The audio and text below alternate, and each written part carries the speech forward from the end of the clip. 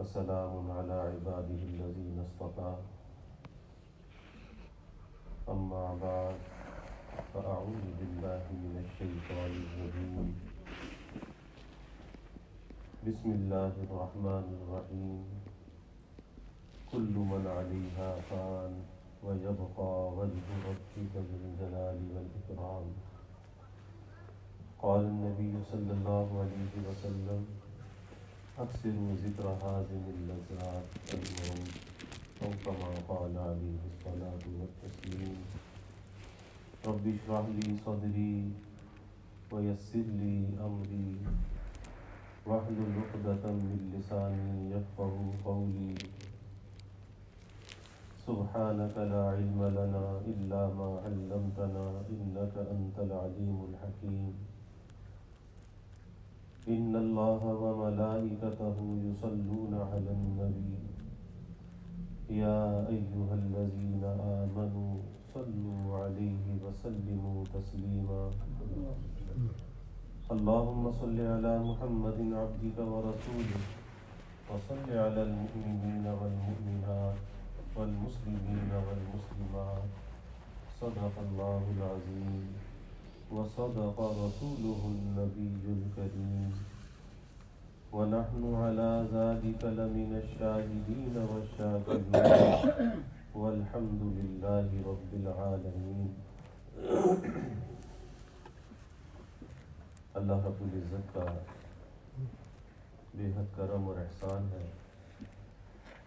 اللہ تعالیٰ کی توفیقات شامل حال ہے. اللہ تعالیٰ نے آپ حضرات کی خدمت میں حاضری کا یہ موقع عطا فرمایا. اللہ تعالیٰ سے دعا ہے کہ اللہ ہمارے اس مل بیٹھنے کو قبول فرمائے اور اسے اللہ اپنی رضا کا ہم سب کی اصلاح کا ذریعہ بنائے.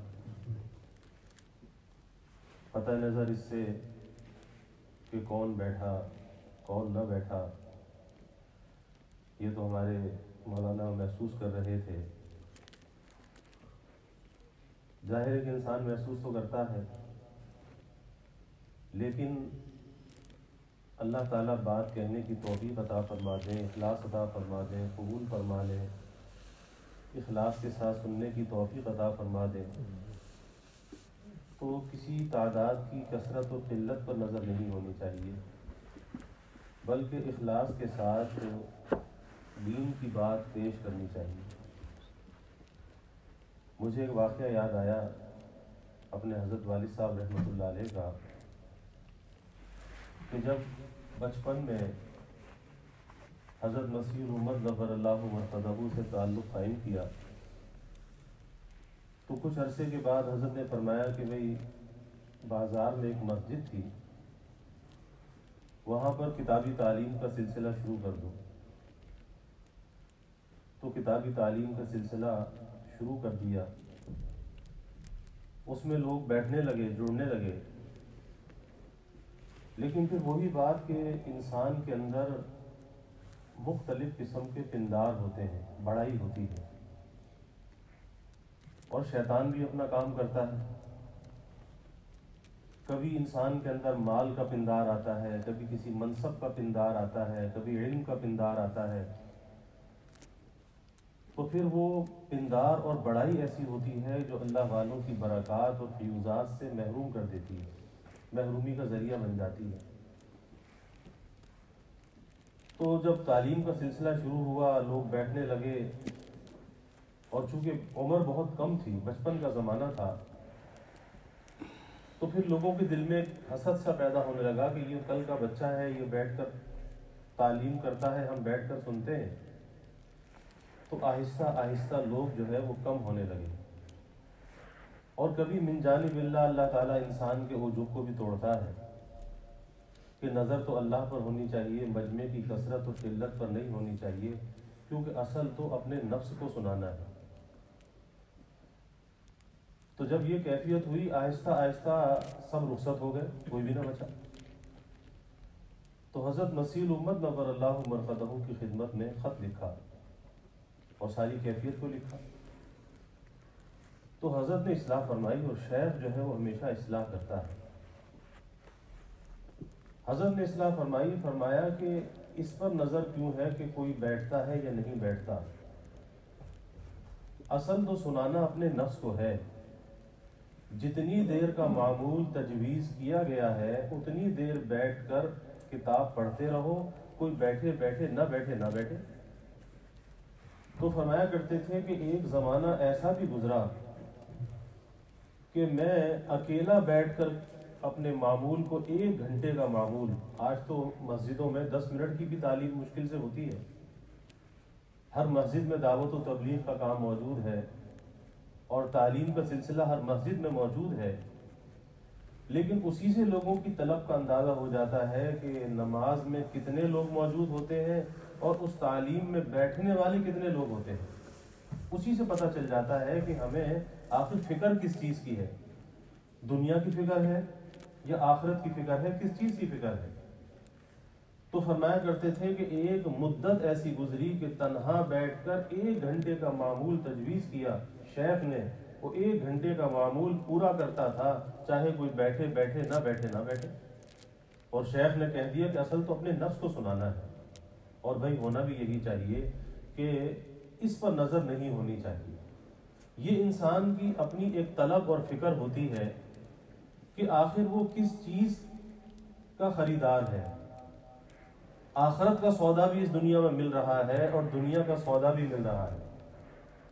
اب انسان کی طلب کا یہاں پر اندازہ ہوتا ہے کہ جہاں پر آخرت کا سودا بک رہا ہے تو آخرت کے جو سودا گر ہیں، سودا خریدنے والے ہیں، وہ تو بہت کم ہیں، اور جہاں دنیا کا سودا ہے، دنیا کی رونقیں ہیں، اس کے سوداگر بہت زیادہ ہے، بہت زیادہ ہے. لیکن تھوڑے وقت کی بات ہے کہ جب موت انسان کی آتی ہے تو موت آ کر پھر یہ فیصلہ کر دیتی ہے، چاہے آج دھوکے کے اندر مبتلا رہے، لیکن موت آ کر اس بات کا فیصلہ کر دیتی ہے کہ گدھے پر سوار تھے یا گھوڑے پر سوار تھے، کس چیز پر سوار تھے. اور تمہاری پسند کا جو معیار تھا، تمہاری سوچ اور فکر کا جو مرکز اور محور تھا، آخر وہ کیا چیز تھی، کس چیز سے تم نے دل لگایا تھا. پھر اس وقت انسان کو پتہ چل جاتا ہے، اور اس وقت سوائے پچھتاوے کے، سوائے حسرت کے، پھر کوئی چیز جو ہے کام آنے والی نہیں ہوتی. اسی لیے بزرگوں نے کہا کہ اپنی سوچ اور فکر کا جو مرکز اور محور ہے، اس کی جو سوئیاں ہیں اسے ذرا درست سمت میں رکھنا چاہیے. وہ کہاں رکھنی چاہیے؟ دنیا کی تو گزر جائے گی، اور جو کچھ اللہ نے انسان کے مقدر میں لکھا ہے اسے مل کے رہے گا. حضرت غوث اعظم رحمۃ اللہ علیہ فرمایا کرتے تھے،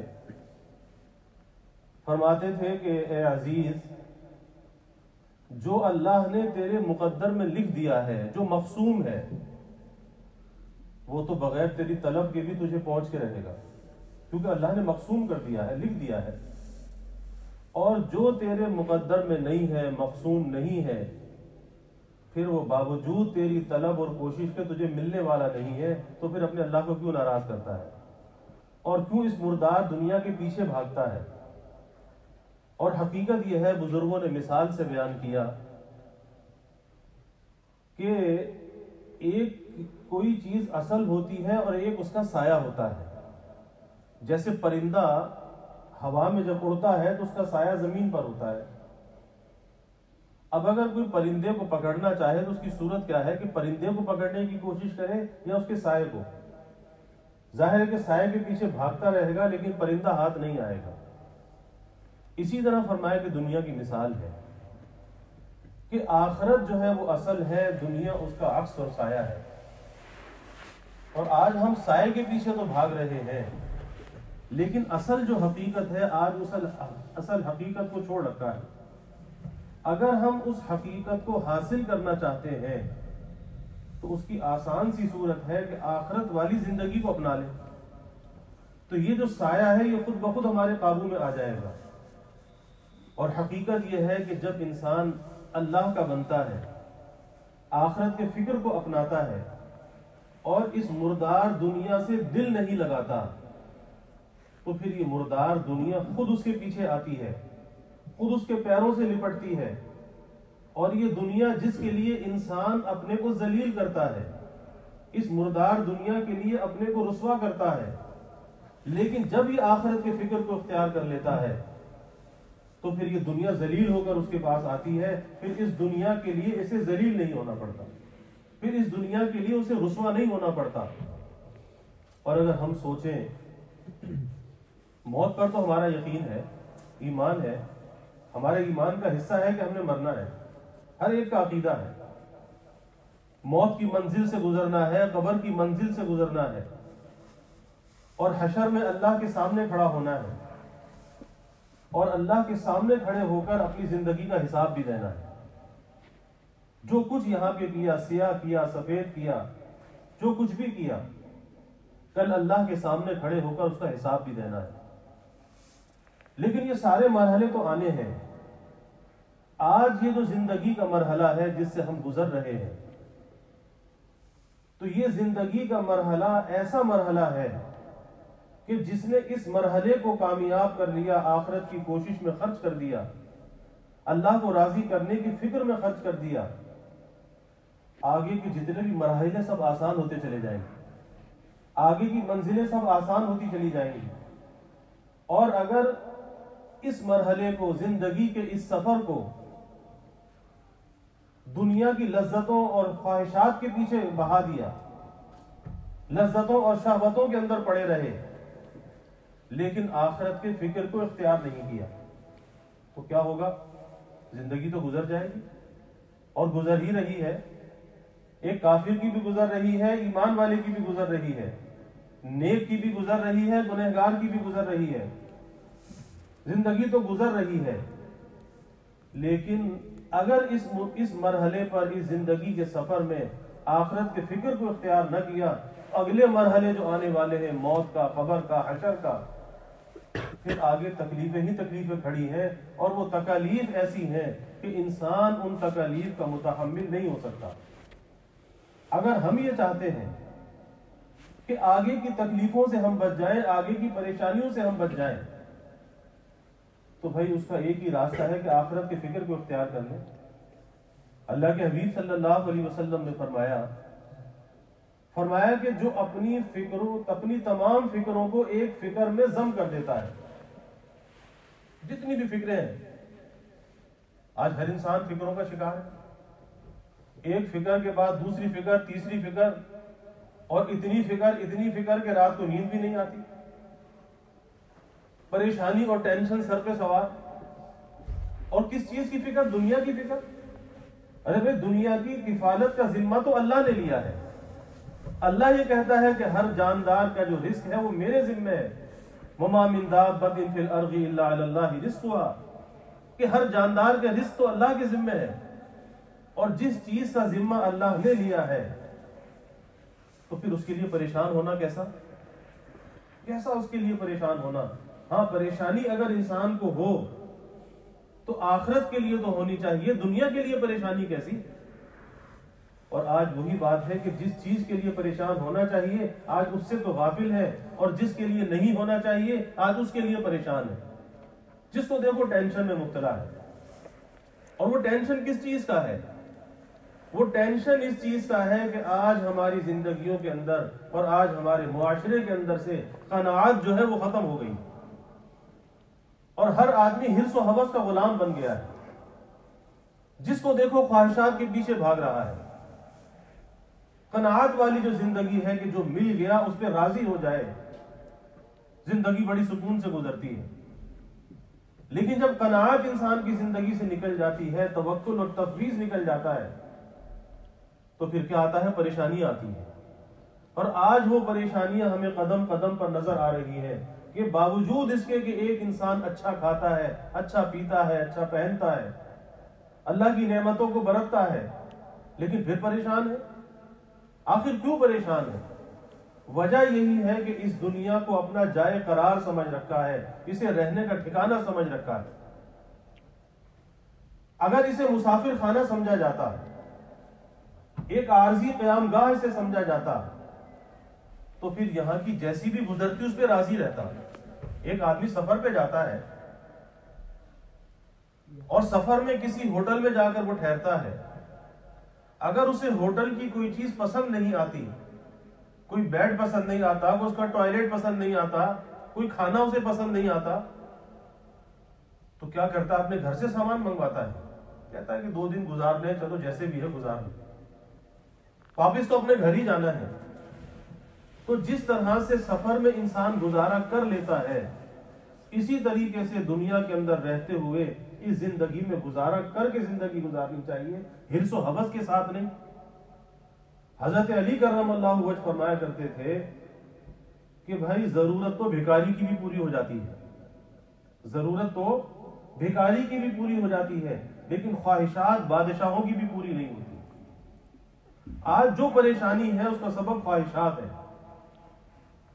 کہ خواہشات کا ایک سلسلہ ہے، ختم ہی نہیں ہوتا، اور وہ خواہشات کا سلسلہ اس لیے ختم نہیں ہوتا کہ ہم اپنی آخرت کی منزل کو پیش نظر نہیں رکھتے، ہم دنیا میں لوگوں کو دیکھتے ہیں، ہم نے جانچنے پرکھنے کے کچھ اسٹینڈرڈ بنا رکھے ہیں کہ کون کیسے مکان میں رہتا ہے، کس کی تجارت کیسی ہے، کس کی ملازمت کیسی ہے، لوگوں کو دیکھتے ہیں، اور جب لوگوں کو اپنے سے بہتر حالت کے اندر دیکھتے ہیں تو اپنی نعمتوں کی کوئی قدر ہی نہیں ہوتی، اپنی نعمتوں کو حقیر سمجھنے لگتے ہیں کہ میرے پاس تو کچھ بھی نہیں، اور پھر اس سے آگے کی فکر میں لگ جاتے ہیں۔ اور ظاہر ہے کہ دنیا کے لیے انسان کے اندر جو چاہتے ہیں، جس مال و آسائش کی طلب اس کے اندر ہے، اللہ نے اس کے دینے کا وعدہ نہیں کیا کہ آپ جو چاہیں جیسے چاہیں مل جائے، بلکہ اللہ کے حبیب صلی اللہ علیہ وسلم نے تو اس کی مذمت بیان فرمائی، انسان کی کیفیت کو بیان فرمایا کہ حرص جو ہے، یہ حرص، ہوس، کتنی بری بلا ہے۔ اللہ کے حبیب صلی اللہ علیہ وسلم نے فرمایا کہ ایک وادی اگر اسے مال کی دے دی جائے تو کہے گا کہ ایک اور مل جائے تو پھر بس کر دوں، اور ایک اور مل جائے پھر کہے گا کہ ایک اور مل جائے تو بس کر دوں۔ یہ اس کی حرص و ہوس کی حالت ہے۔ فرمایا کہ اس کے پیٹ کو، اس کی حرص کو بجز قبر کی مٹی کے کوئی اور چیز بھرنے والی نہیں ہے، کوئی اور چیز بھرنے والی نہیں ہے۔ تو یاد رکھیے کہ حرص و ہوس کے ساتھ ہمیشہ انسان کی زندگی پریشانی کے ساتھ گزرتی ہے، اور قناعت کے ساتھ انسان کی زندگی راحت اور سکون کے ساتھ گزرتی ہے۔ آج اگر ہماری زندگیوں کے اندر پریشانی ہے، اس کا سبب کوئی اور نہیں ہے، یہ سبب نہیں ہے کہ ہم فاقے کے ساتھ رہ رہے ہیں، ہم کوئی بغیر لباس سے، بغیر مکان کے رہ رہے ہیں، ہماری پریشانیوں کا یہ سبب نہیں ہے۔ ہماری پریشانیوں کا سبب یہ ہے کہ آج حرص و ہوس کی وجہ سے پریشان ہے۔ ورنہ کون انسان ہے کہ جو بھوکا سوتا ہے؟ کون انسان ہے کہ جس کے پاس سر چھپانے کا ٹھکانہ موجود نہیں ہے؟ یہ نعمتیں موجود ہیں، کھانا پینا، لباس، مکان، سواریاں، ملازمت، تجارت، سب کچھ موجود ہے، پھر اس کے باوجود پریشان ہے۔ تو وہ پریشانیوں کا سبب جو ہے وہ خود ساختہ ہے، وہ اپنا پیدا کیا ہوا ہے۔ اور اپنا پیدا کس وجہ سے کیا؟ کہ مرنا تو یاد نہیں، آخرت کی منزل تو یاد نہیں، آخرت کا گھر تو یاد نہیں، لیکن دنیا کی آسائش اسے یاد ہے کہ دنیا کی اچھی گزر جائے۔ یہی وجہ ہے کہ جب دنیا کی اچھی گزارنے کے لیے انسان حرص و ہوس کا غلام بنتا ہے، خواہشات کا غلام بنتا ہے، تو پھر کیفیت یہ ہوتی ہے کہ حلال اور حرام کی تمیز بھی ختم ہو جاتی ہے۔ پھر کہتا ہے جی جہاں سے بھی آ جائے بس دنیا کی زندگی اچھی گزر جائے، چاہے وہ حرام کے راستے سے آئے، حلال کے راستے سے آئے، یہ امتیاز اور یہ تمیز بھی مٹ جاتی ہے۔ پھر اتنا حرص و ہوس کا غلام بن جاتا ہے۔ آج بہت سے لوگوں کو اگر کہا جائے کہ بھائی یہ کام تو ناجائز ہے، تو کہتے ہیں یہ تو ہمارا ذاتی معاملہ ہے، اس میں دین کا کیا دخل ہے؟ جبکہ ہونا یہ چاہیے کہ کسی بھی کام کے کرنے سے پہلے علماء سے پوچھ لینا چاہیے کہ ہم یہ کام اس طرح سے کر رہے ہیں، ایسا کرنا حلال ہے یا حرام ہے، جائز ہے یا ناجائز ہے، یہ لقمہ حرام پیٹ میں جائے گا یا حلال پیٹ میں جائے گا؟ ارے اگر حلال جائے گا، اس کا نور اندر آئے گا، اس کے لیے عبادت کرنے کو جی چاہے گا، نیکی کی توفیق ملے گی، دعائیں قبول ہوں گی۔ اور اگر حرام کا لقمہ اندر چلا گیا، پھر اس کا ظلمت اور اندھیرا اندر جب آئے گا، پھر یہ کیفیت ہوگی، نہ نماز کو جی چاہے گا، نہ تلاوت کو، نہ ذکر کو، اور نہ دعائیں قبول ہوں گی۔ لیکن آج پوچھتے نہیں ہیں، بتانے والے تو موجود ہیں، طبیب اور ڈاکٹر تو موجود ہیں، لیکن مریض ایسے ہیں کہ جو اپنے کو مریض ہی نہیں سمجھتے، اور اپنے اپنے علاج کے لیے ان سے رجوع نہیں کرتے، طبیب تو موجود ہیں، اور ظاہر ہے کہ ایسا کر کے انسان اپنا نقصان کرتا ہے، اس معالج اور طبیب کا نقصان نہیں کرتا، اپنا نقصان کرتا ہے، اپنے آپ کو خسارے کے اندر مبتلا کرتا ہے۔ تو میں یہ کر رہا تھا کہ ہم میں سے ہر شخص کا جو سفر ہے، یہ زندگی کا سفر، یہ آخرت کی طرف قطع ہو رہا ہے۔ اور اللہ تعالیٰ فرماتے ہیں کل من علیہا فان وَيَبْقَى وَجْهُ رَبِّكَ ذِي الْجَلَالِ وَالْإِكْرَامِ، کہ دنیا میں ہر چیز جو ہے فانی ہونے والی ہے، ہر جان، ہر ذی روح جو ہے اس کو فنا ہے، بقا تو کسی کو بھی نہیں ہے۔ ہاں باقی رہنے والی اگر کوئی ذات ہے وہ اللہ رب العزت کی ذات ہے۔ تو یہ دنیا فانی، اس کی ہر لذت فانی، ہر مزہ فانی، چاہے کتنی لمبی عمر دے دی جائے۔ اور حدیث میں یہاں تک آتا ہے، اللہ کے حبیب صلی اللہ علیہ وسلم نے فرمایا کہ انسان تو بوڑھا ہوتا جاتا ہے، لیکن دو خواہشات ایسی اس کے اندر وہ جوان ہوتی جاتی ہیں، بڑھتی جاتی ہیں۔ ایک فرمایا کہ زیادہ مال کی خواہش، کہ جتنا بھی ملتا چلا جائے اس سے زیادہ کی خواہش بڑھتی چلی جاتی ہے، اور زیادہ ہونا چاہیے، اور زیادہ ہونا چاہیے۔ اور دوسرے فرمایا کہ زیادہ زندہ رہنے کی خواہش، کہ انسان تو بوڑھا ہوتا جاتا ہے لیکن یہ دو خواہشیں جوان ہوتی جاتی ہیں، ایک زیادہ مال کی خواہش ہے اور ایک زیادہ زندہ رہنے کی خواہش ہے۔ جبکہ اللہ کے حبیب صلی اللہ علیہ وسلم نے فرمایا کہ انسان زیادہ مال کو پسند کرتا ہے، زیادہ دنیا میں رہنے کو پسند کرتا ہے، حالانکہ اس کا جلدی چلا جانا اس کے لیے بہتر ہے اور کم مال اس کے لیے بہتر ہے، کیونکہ جب مال کم ہوگا حساب بھی کم دینا پڑے گا، زندگی زیادہ ہوگی حساب زیادہ دینا پڑے گا، اور مال زیادہ ہوگا حساب زیادہ دینا پڑے گا۔ لیکن ہماری پسند کا معیار کچھ اور ہے، اور اللہ کے حبیب صلی اللہ علیہ وسلم کی تعلیم کچھ اور ہے۔ اور پھر ایک انسان کو کتنی زیادہ سے زیادہ عمر مل جائے، حدیث میں واقع آتا ہے کہ ملک الموت جب حضرت موسیٰ علیہ السلام کی قبض روح کے لیے آئے تو ظاہر وہ ایک جلالی پیغمبر تھے، ان کو غصہ آیا کہ میری روح قبض کرنے کے لیے آیا، تو ایک تھپڑ مارا۔ تو ملک الموت نے اللہ کے دربار میں جا کر شکایت کی کہ یا اللہ میں تو قبض روح کے لیے گیا تھا اور وہاں تو یہ انعام ملا کہ تھپڑ ملا۔ تو اللہ تعالیٰ نے فرمایا کہ موسیٰ سے جا کر یہ کہو کہ کسی بچھڑے پر اپنا ہاتھ رکھے اور ان کے ہاتھ کے نیچے جتنے بال آئیں، ایک بال کے بدلے 1000 سال کی عمر۔ اب کتنے بال ہوں گے، کتنی لمبی عمر ہوگی؟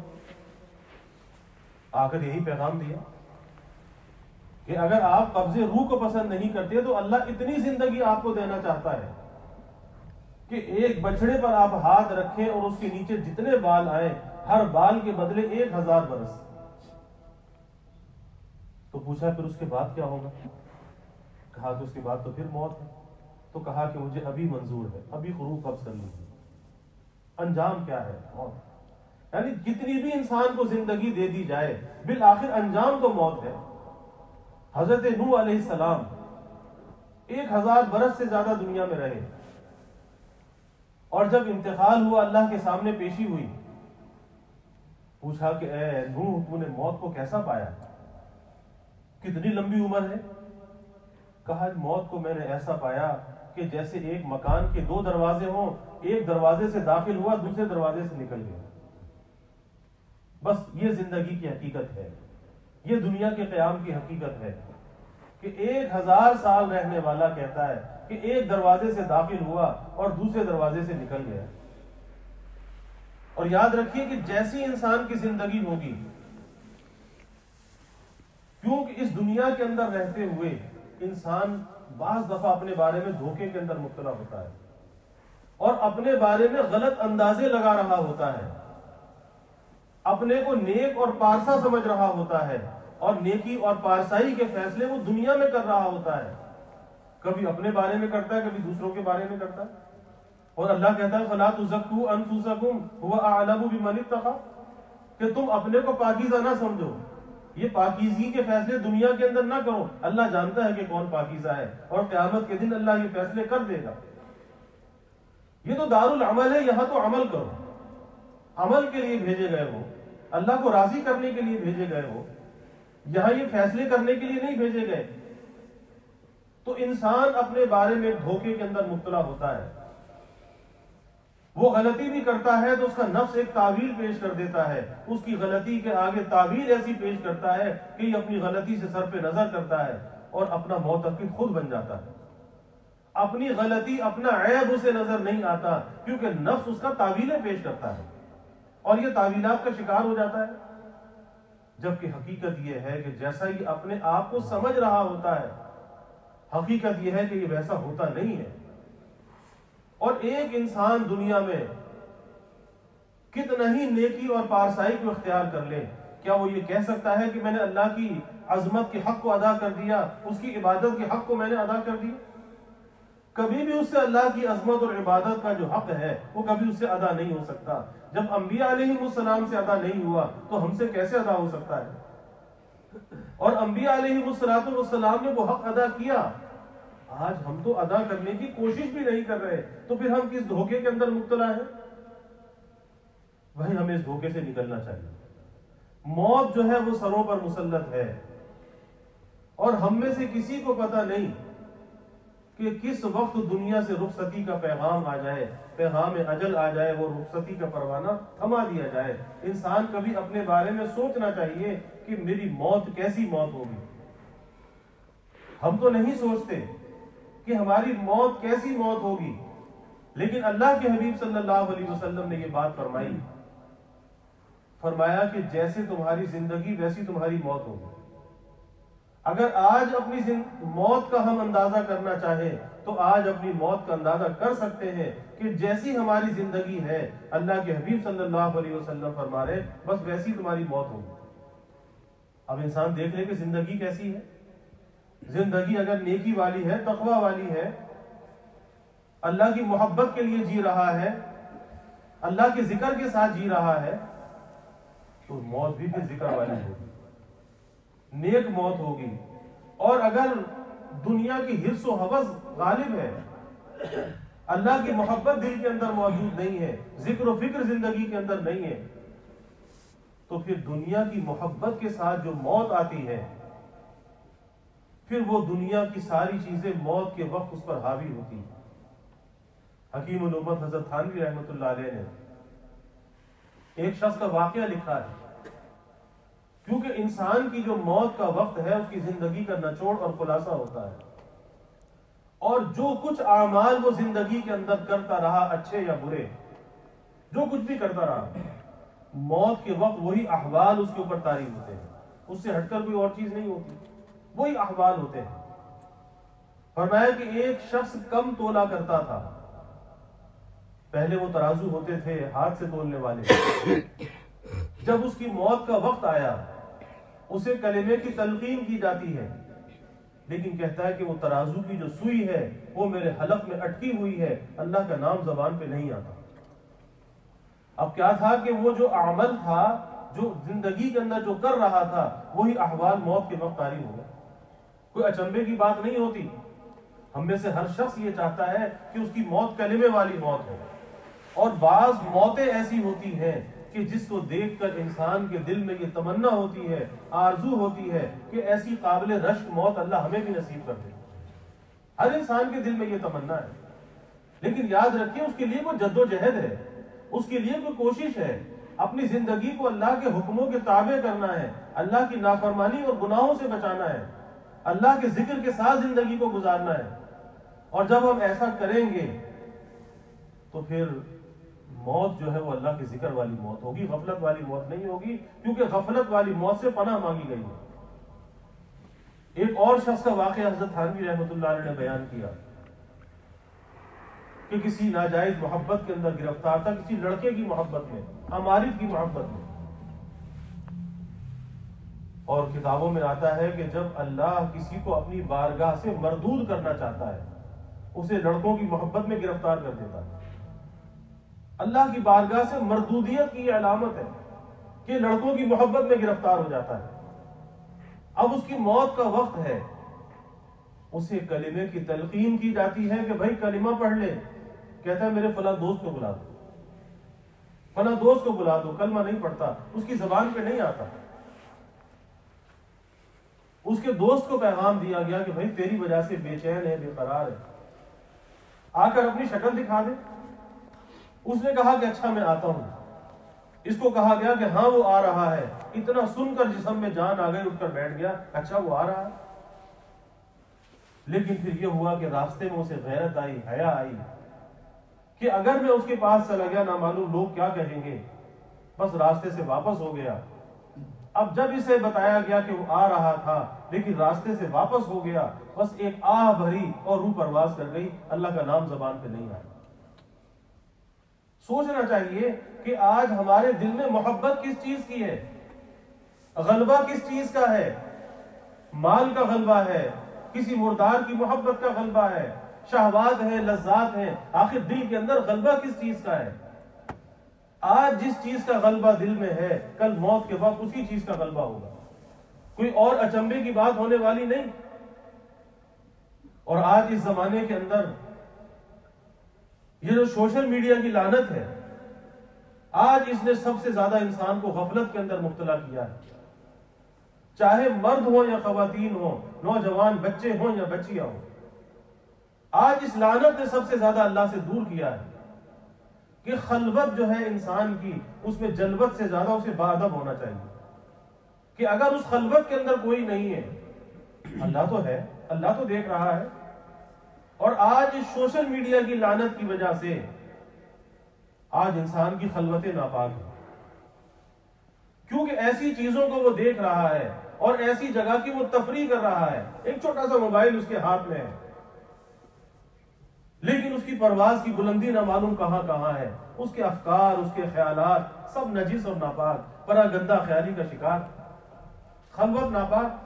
اور علامات قیامت میں سے یہ بات لکھی ہے کہ ایک قرب قیامت میں خلوتیں ناپاک ہوا کریں گی، اور آج وہی چیز نظر آتی ہے، کھلی آنکھوں اس کا مشاہدہ ہوتا ہے کہ خلوتیں ناپاک ہیں۔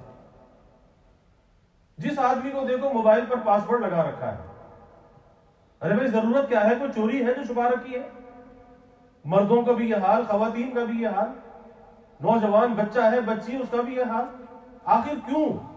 انسان کی زندگی کھلی کتاب کی طرح ہونی چاہیے، اس کے ماں باپ کے سامنے، اس کے شوہر کے سامنے، اس کی بیوی کے سامنے، کھلی کتاب کی طرح۔ کوئی چوری ہے جسے چھپاتے ہو؟ آخر کیا چیز ہے؟ اور جب یہ چیزیں انسان کی زندگی کے اندر غالب ہوں گی، آپ بتائیے کیا موت کے وقت اللہ کا ذکر آئے گا؟ زبان پہ اللہ کا نام ہوگا؟ ساری رات لوگ اس میں برباد کر دیتے ہیں، پھر آ کر اپنی کیفیت بتاتے ہیں۔ میں کئی لوگوں سے میں نے پوچھا یہ بتاؤ کہ اتنے گھنٹے اس کے اندر ضائع کیے، ایک دفعہ بھی اللہ کہنے کی توفیق ہوئی؟ کہا کہ نہیں۔ کتنا بڑا نقصان ہے؟ ارے کو تھوڑا نقصان ہے؟ ایک دفعہ اللہ کہنا دنیا مافیہ سے بہتر ہے، لیکن اس کے استعمال کے اندر کبھی اللہ کی طرف دھیان نہیں جاتا، لذات اور شہوات کا انسان بندہ بن جاتا ہے، غلام بن جاتا ہے۔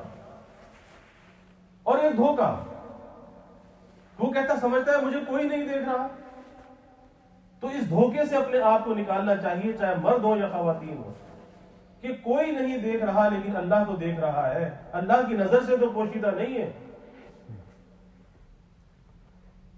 پھر ایسے انسان کی کیا نماز ہوگی، کیا ذکر ہوگا، کیا تلاوت ہوگی کہ جس کے افکار اور خیالات نجس اور ناپاک ہیں، کیونکہ جن چیزوں کو انسان دیکھتا ہے ان چیزوں کی جو تصویر ہے وہ اندر نقش ہو جاتی ہے، وہ بہت تنگ کرتی ہے، پریشان کرتی ہے کہ جن چیزوں کی سیر کی، تفریح کی، وہ چیزیں اندر نقش ہو گئیں۔ اب یہ نماز میں اللہ کے سامنے کھڑا ہے لیکن وہ اندر کے نقوش اس کی آنکھوں کے سامنے آ رہے ہیں، اس کے تخیل اور خیالات کے اندر آ رہے ہیں، تو کیسے اس کی نماز قیمتی ہوگی اور کیسے تلاوت کے اندر اس کا دل لگے گا؟ اللہ کے حبیب صلی اللہ علیہ وسلم نے فرمایا کہ میں تمہارے پاس دو ناصح چھوڑ کر جا رہا ہوں، نصیحت کرنے والے، اور ظاہر ہے کہ نصیحت کرنے والوں سے نصیحت لینی چاہیے۔ فرمایا ایک تو ناطق ہے اور ایک ساکت ہے، ناطق بولنے والا اور ساکت خاموش۔ ناطق جو ہے بولنے والا، ناصح نصیحت کرنے والا، فرمایا کہ اللہ کا قرآن ہے، اس قرآن سے نصیحت حاصل کرو۔ اور ساکت خاموش ناصح جو ہے، فرمایا کہ یہ موت ہے، اس موت سے بھی نصیحت حاصل کرو۔ اور موت ایک ایسی اٹل حقیقت ہے کہ ہم میں سے ہر شخص کو اس کا یقین ہے کہ موت آنی ہے، لیکن یقینی بھی ہے اور بے یقینی بھی ہے۔ یقین تو ہے کہ آنی ہے، لیکن بے یقینی ایسی کب آئے گی، کس حالت میں آئے گی، کس جگہ پر آئے گی، کسی کو معلوم نہیں۔ اچھی ہوگی بری ہوگی کسی کو معلوم نہیں، لیکن اسے اچھی موت بنانے کے لیے کوشش تو کرنی چاہیے، اور اپنے آپ سے پوچھنا چاہیے کہ اپنی موت کو اچھا بنانے کے لیے ہم نے کوئی کوشش شروع کی ہے؟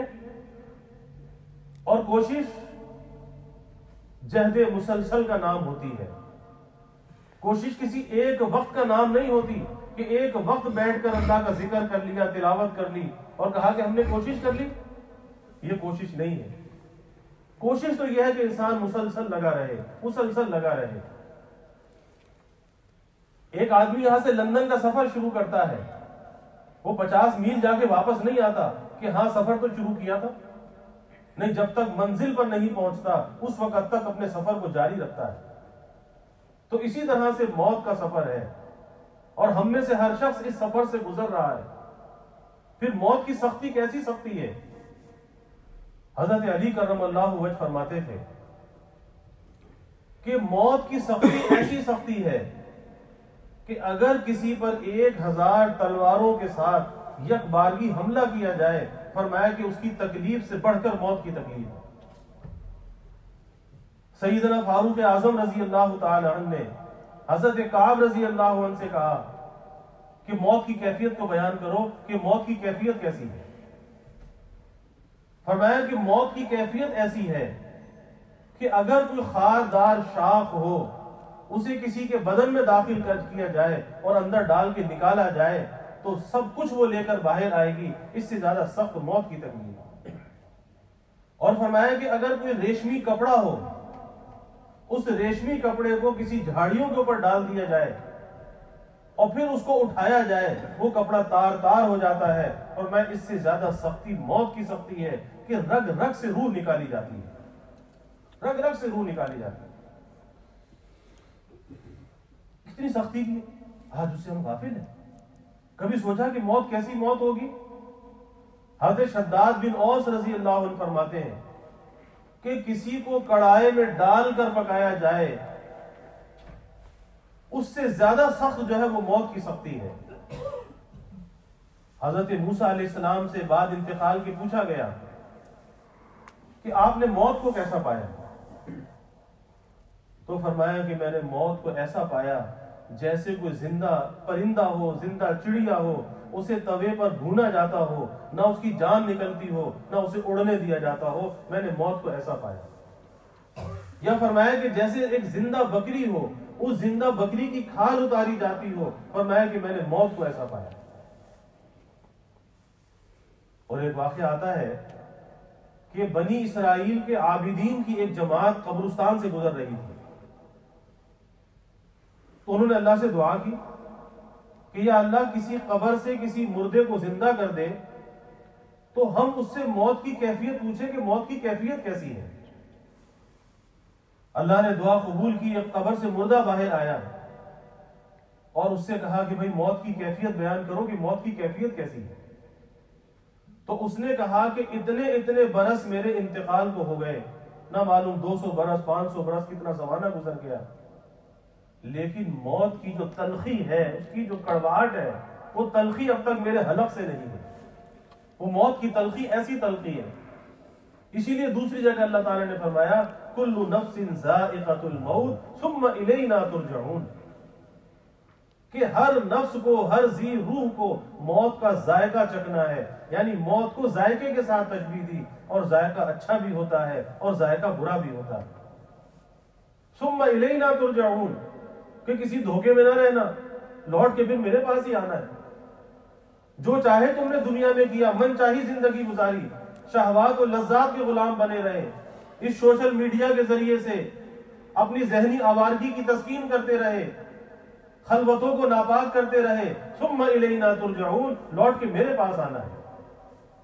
اور جب میرے پاس لوٹ کر آؤ گے تو ایک ایک نعمت کا تم سے حساب لیا جائے گا۔ ثم لتسألن یومئذ عن النعیم، ایک ایک نعمت کے بارے میں سوال ہوگا۔ یہ وقت کی نعمت دی تھی، صحت و صلاحیت کی نعمت دی تھی، مال کی نعمت دی تھی، مکان کی نعمت دی تھی، کہاں استعمال کیا؟ ہم سمجھتے ہیں کہ مکان ہمارا ہے، ارے اللہ کی ایک امانت ہے۔ حضرت ابراہیم ابن ادم رحمت اللہ علیہ اپنے محل میں تھے، بادشاہ تھے۔ ایک شخص محل میں داخل ہوا اور آ کے محل کو دیکھنے لگا، کہا کہ اس میں یہ خرابی ہے، یہ خرابی ہے۔ انہوں نے کہا کہ بھائی محل تو میرا ہے، تجھے کیا حق پہنچتا ہے کہ میرے محل میں تو عیب نکالے؟ اس نے کہا محل آپ کا ہے، آپ کا یہ کہاں سے ہوا؟ آپ سے پہلے یہ بتائیے کہ آپ سے پہلے اس میں کون تھا؟ کہا میرا باپ تھا۔ اور اس سے پہلے کون تھا؟ کہا کہ دادا تھا۔ اور اس سے پہلے ان کا والد تھا۔ تو کہا کہ پھر آپ کا یہ کہاں سے ہوا؟ مسافر خانہ ہوا، ایک آتا ہے کچھ دن ٹھہرتا ہے چلا جاتا ہے، دوسرا آتا ہے ٹھہرتا ہے چلا جاتا ہے، ایسے آپ بھی چلے جاؤ گے؟ بس دل میں ایک چوٹ لگی، بادشاہت کو لات ماری، فقیری کو اختیار کیا، جنگل میں جا کے جھونپڑی ڈالی، اللہ اللہ کی۔ کتنے بڑے اولیاء امت میں سے ہوئے کہ آج وہ دنیا کے اندر نہیں ہے، لیکن آج ان کے تذکرے دنیا کے اندر موجود ہیں۔ وزیر ان کے پاس پہنچا اور جا کر کہا کہ حضرت بادشاہت آپ کے انتظار میں ہے، رعایا آپ کے انتظار میں ہے، مہربانی فرمائیے آ کر قبول فرما لیجیے۔ کہا کہ ایک بات کا مجھے جواب دے دو کہ قیامت کے دن اعلان ہوگا فریق فی الجنہ و فریق فی السعیر، کہ ایک فریق جنت میں جائے گا اور ایک فریق جہنم میں جائے گا، مجھے یہ بتا دو کہ میں کون سے فریق میں ہوں گا، میں کون سی جماعت میں ہوں گا۔ یہ تو ہمیں اپنے بارے میں نہیں پتا، تو آپ کے بارے میں کیسے کہہ سکتے ہیں؟ کہا کہ بس مجھے یہی فکر ہے، یہی فکر ہے۔ حضرت رابعہ بصریہ رحمت اللہ علیہا سے کسی نے کہا کہ آپ شادی کیوں نہیں کرتی؟ کہا کہ مجھے ایک چیز کا ڈر ہے، اس کا مجھے جواب دے دو کہ قیامت کے دن یہ اعلان ہوگا وَامْتَازُوا الْيَوْمَ أَيُّهَا الْمُجْرِمُونَ، کہ اے مجرموں کی جماعت آج نیک لوگوں سے الگ ہو جاؤ۔ دنیا میں تو ملے جلے رہے، دنیا میں تو کوئی تفریق نہیں تھی، لیکن آج یہ قیامت کا دن ایسا دن ہے کہ آج نیک لوگوں سے الگ ہو جاؤ۔ تو مجھے یہ بتا دو کہ میں کس جماعت کے اندر ہوں گا، کیا نیک لوگوں کی جماعت میں یا بد لوگوں کی جماعت میں؟ کیونکہ وہاں مجرموں کو الگ کیا جائے گا، تو میرے حصے میں سعادت آئے گی یا شقاوت آئے گی؟ میرے حصے میں کیا آئے گا؟ بس مجھے اس چیز کا ڈر ہے۔ تو میں شادی کیسے کر سکتی ہوں؟ شوہر کے حق کو کیسے ادا کر سکتی ہوں؟ آج دنیا کی بے شمار نعمتیں ہمارے پاس ہیں، لیکن ایک چیز ہمارے پاس نہیں ہے، اور وہ ہے فکر آخرت، جس کو ہم نے چھوڑ رکھا ہے۔ تو اللہ کے حبیب صلی اللہ علیہ وسلم نے یہ بات فرمائی کہ جو اپنی تمام فکروں کو ایک فکر میں ضم کر دیتا ہے، اللہ اس کی ساری فکروں کے لیے کافی ہو جاتا ہے، اور جو اس فکر کو اختیار نہیں کرتا، پھر فرمایا کہ وہ دنیا کی جس وادی میں چاہے جا کر ہلاک ہو، پھر اللہ کو بھی اس کی کوئی پرواہ نہیں ہوتی۔ اور وہ فکر کون سی فکر ہے؟ وہ فکر یہی آخرت کی فکر ہے، فکر آخرت۔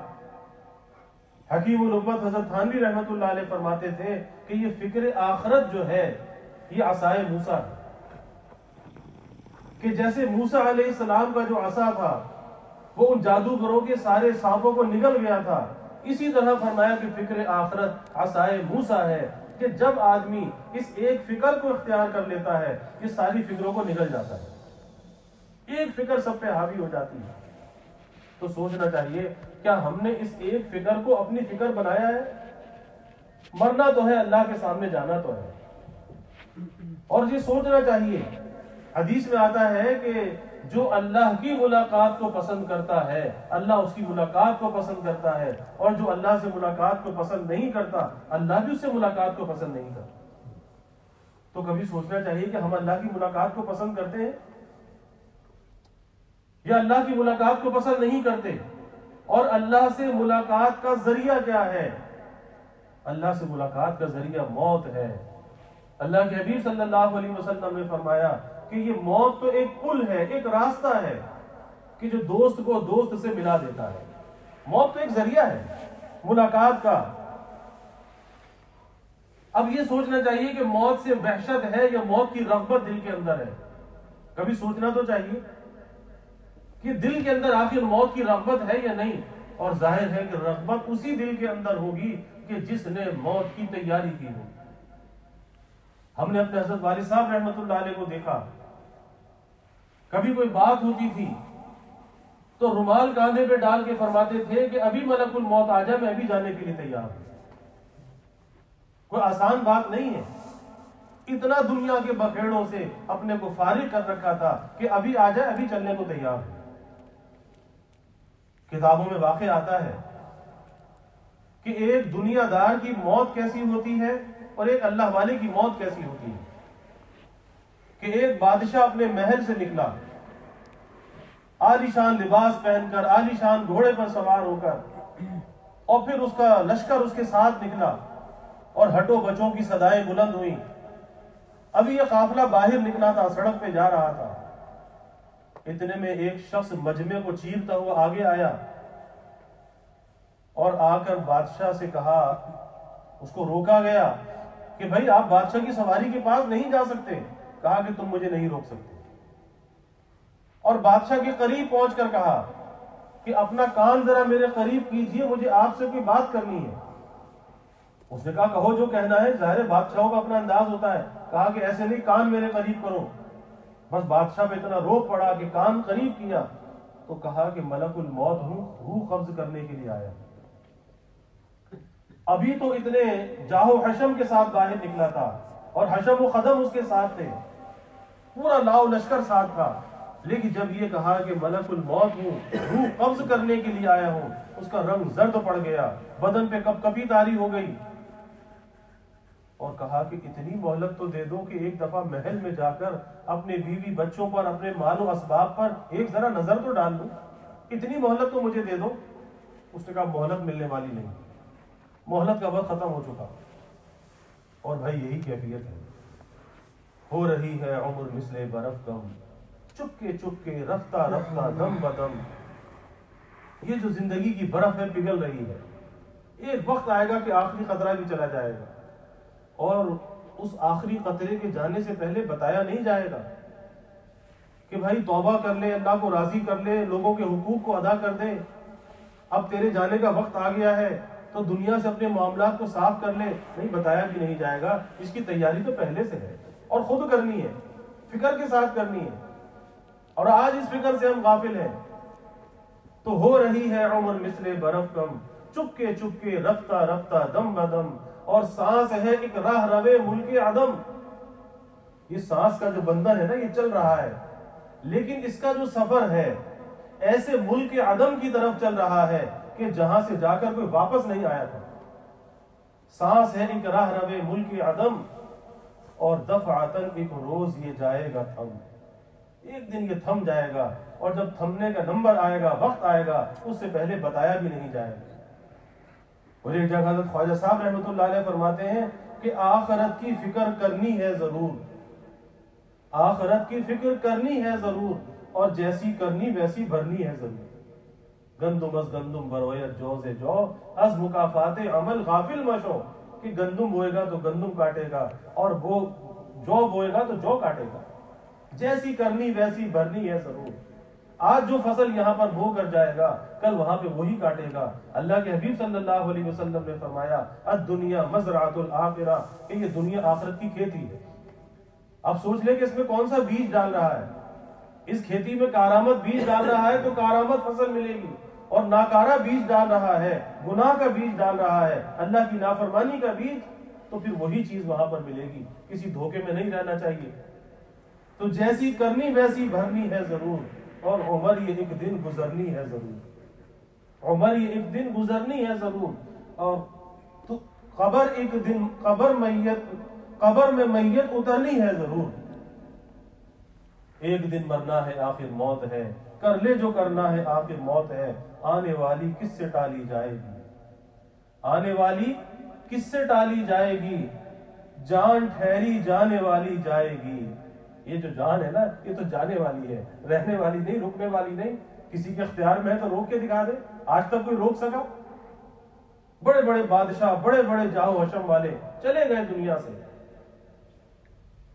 الیگزینڈر جو سکندر اعظم کہلاتا ہے، جب دنیا سے جانے لگا دنیا کہتی ہے کہ وہ سب سے بڑا فاتح، حالانکہ سب سے بڑا فاتح نہیں، دنیا کے سب سے بڑے فاتح سیدنا عمر رضی اللہ تعالی عنہ۔ تو مرتے وقت ایک وصیت کی کہ جب میں مر جاؤں تو مجھے جب قبر میں دفن کیا جائے تو میرے دونوں ہاتھ قبر سے باہر نکال دیے جائیں۔ کہا جی کس وجہ سے؟ کہا کہ دنیا والوں کو پیغام دینا چاہتا ہوں کہ اتنا بڑا دنیا کا فاتح جس نے لاکھوں مربع میل زمین کو فتح کیا اور ہیرے جواہرات اور کیا کچھ اس نے جمع کیا، لیکن آج دنیا سے خالی ہاتھ جا رہا ہے، تو یہ ہاتھ میرے قبر سے باہر نکال دینا۔ دنیا کو پیغام دینا چاہتا ہوں کہ دنیا سے خالی ہاتھ جا رہا ہے۔ تو آنے والی کس سے ٹالی جائے گی، اور جان ٹھہری جانے والی جائے گی، اور روح رگ رگ سے نکالی جائے گی، رگ رگ سے نکالی جائے گی، اور تجھ پہ ایک دن خاک ڈالی جائے گی۔ بحر غفلت یہ تیری ہستی نہیں، دیکھ جنت اس قدر سستی نہیں۔ بحر غفلت یہ تیری ہستی نہیں، دیکھ جنت اس قدر سستی نہیں، اور راہ گزر ہے دنیا یہ بستی نہیں، راہ گزر ہے۔ اللہ کے حبیب صلی اللہ علیہ وسلم نے حضرت ابن عمر رضی اللہ عنہ کا شانہ پکڑ کے کیا فرمایا کہ دنیا میں اس طرح رہ جیسے کہ مسافر ہے، کن فی الدنیا کأنک غریب او عابر سبیل، اور اس سے بڑھ کے فرمائی کہ جیسے کوئی راہ گزر ہو، کوئی ٹرانزٹ والا ہو، اس طرح دنیا کے اندر رہ۔ دنیا کو جائے قرار نہیں ہے، یہ تو مسافر خانہ ہے، ایک راہ گزر ہے۔ تو روح رگ رگ سے نکالی جائے گی۔ آپ فرمایا کہ راہ گزر دنیا ہے بستی نہیں، جائے عیش و عشرت و مستی نہیں۔ ایک دن مرنا ہے آخر موت ہے، کر لے جو کرنا ہے آخر موت ہے۔ تو بھائی ہمارے پاس یہی وقت ہے تیاری کا، اسے غفلت میں نہیں گنوانا چاہیے، اللہ کی یاد کے ساتھ گزارنا چاہیے، نیکی کے ساتھ گزارنا چاہیے، موت کی یاد کے ساتھ گزارنا چاہیے۔ اس لیے اللہ کے حبیب صلی اللہ علیہ وسلم نے فرمایا کہ جن چیزوں سے انسان غفلت کے اندر مبتلا ہوتا ہے وہ کیا چیزیں ہوتی ہیں؟ لذتیں ہوتی ہیں، کھانے کی لذت، پینے کی لذت، مال کی لذت، کسی سے ملاقات کی لذت، ناجائز تعلقات کی لذت، اور آج کے زمانے میں سوشل میڈیا کی لذت۔ تو اللہ کے حبیب صلی اللہ علیہ وسلم فرماتے ہیں کہ ان لذتوں کو جو قطع کرنے والی چیز ہے، ختم کرنے والی چیز ہے، فرمایا کہ موت کو کثرت سے یاد کرو، موت کو کثرت سے یاد کرو۔ اگر ہم ان خرابیوں سے، ان لذتوں اور شہوتوں سے نکلنا چاہتے ہیں تو اس کا راستہ بھائی موت کی یاد ہے۔ اور موت کی یاد کس طرح سے؟ یہ نہیں کہ ہاتھ میں تسبیح لے کر خالی موت موت پڑھتا رہے گی، موت کی یاد نہیں، بلکہ اس موت کی یاد یہ ہے کہ اس موت کی تیاری میں لگ جائے۔ اور وہ تیاری کیا ہے؟ اعمال آخرت کے اہتمام میں لگ جائے، لوگوں کے حق کو ادا کرے، معاملات کو صاف کرے، اچھا برتاؤ لوگوں کے ساتھ کرے، اور جو اللہ کا حق ہے اس کو بھی ادا کرے، نہ اللہ کے حق میں کوتاہی کرے اور نہ مخلوق کے حق میں کوتاہی کرے۔ یہ آخرت کی تیاری ہے، آسان سے لفظوں میں، کہ نہ اللہ کے کسی حق کی حق تلفی کرے اور نہ اللہ کی مخلوق کے کسی حق کی حق تلفی کرے، اور جن امانتوں کا امین اللہ نے بنایا ہے ان امانتوں کے حق کو تو ادا کرے، لیکن امانتوں میں خیانت نہ کرے، کیونکہ سوال ہوگا۔ یہ فکر آخرت ہے، اس تصور کو اپنے سامنے پیش نظر رکھنا چاہیے۔ میں نے مرنا ہے، اللہ کے سامنے جانا ہے۔ اسی لیے بزرگوں نے مراقبہ تعلیم کیا کہ جب نفس میں گناہ کے تقاضے پیدا ہوں اس وقت اللہ کے سامنے پیشی کو سوچے کہ آج اگر میں نے یہ گناہ کر لیا، آج کسی کی حق تلفی کر لی، کسی سے تلخ کلامی کر لی، کسی کو زبان سے ہاتھ سے تکلیف پہنچا دی، کل اللہ کے سامنے کھڑا ہونا ہے، کیا جواب دوں گا؟ اور وہاں پر کوئی بہانہ چلنے والا نہیں، کوئی سفارش چلنے والی نہیں، تو کل اللہ کو کیا جواب دوں گا؟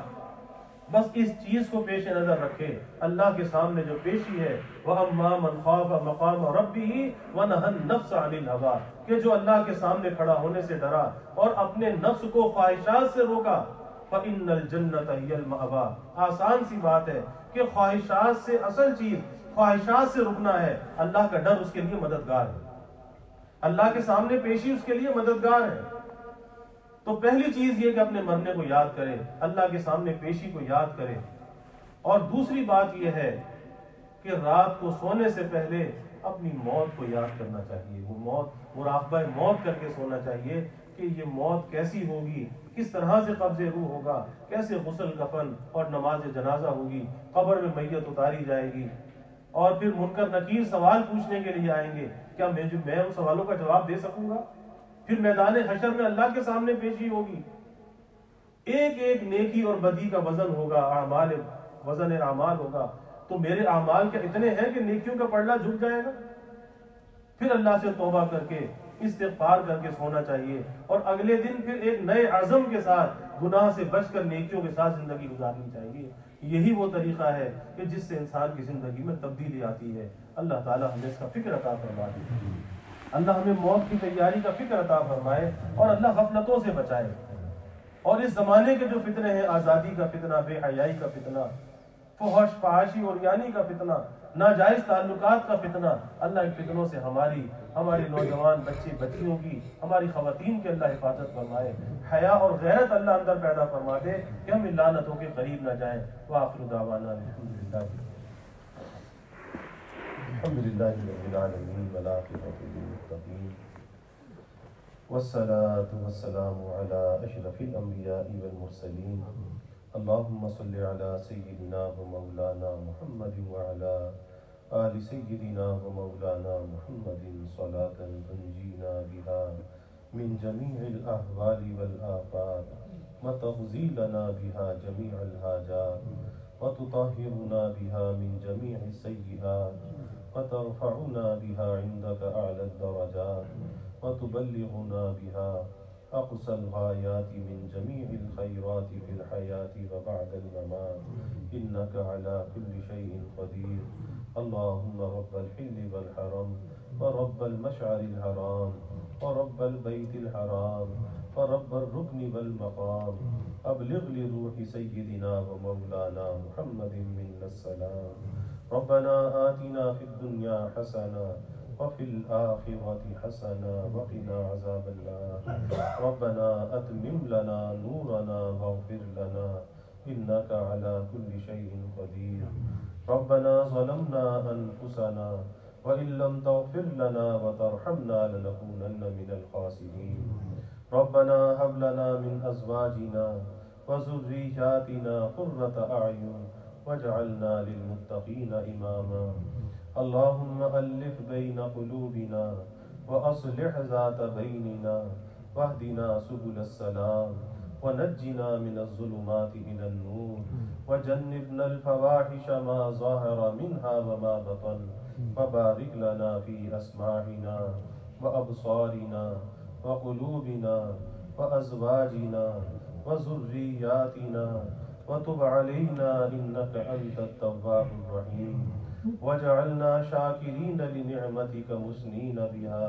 قابليها وأتمها علينا يا الله يا رحمن يا رحيم يا كريم يا أرحم الراحمين يا أكرم الأكرمين یا اللہ ہمارے گناہوں کو معاف فرما، خطایا سے درگزر فرما، یا اللہ اپنی محبت معرفت عطا فرما، اپنی رضا والی زندگی یا اللہ نصیب فرما، یا اللہ اپنے رضا والے کاموں کی توفیق عطا فرما، اپنی مرضیات پہ چلنا یا اللہ آسان فرما، نا مرضیات سے یا اللہ ہماری حفاظت فرما، فکر آخرت کو یا اللہ ہمارے دلوں میں بیدار فرما، غفلت والی زندگی سے یا اللہ حفاظت فرما، اعمال آخرت کا یا اللہ اہتمام کرنے والا بنا، نیکی پر چلنے والا بنا، نیکی پر چلانے والا بنا، گناہوں سے رکنے والا بنا، گناہوں سے روکنے والا بنا، یا اللہ نیکی اور تقوی والی زندگی عطا فرما، یا اللہ ناجائز محبتوں کو ہمارے دل سے نکال دے،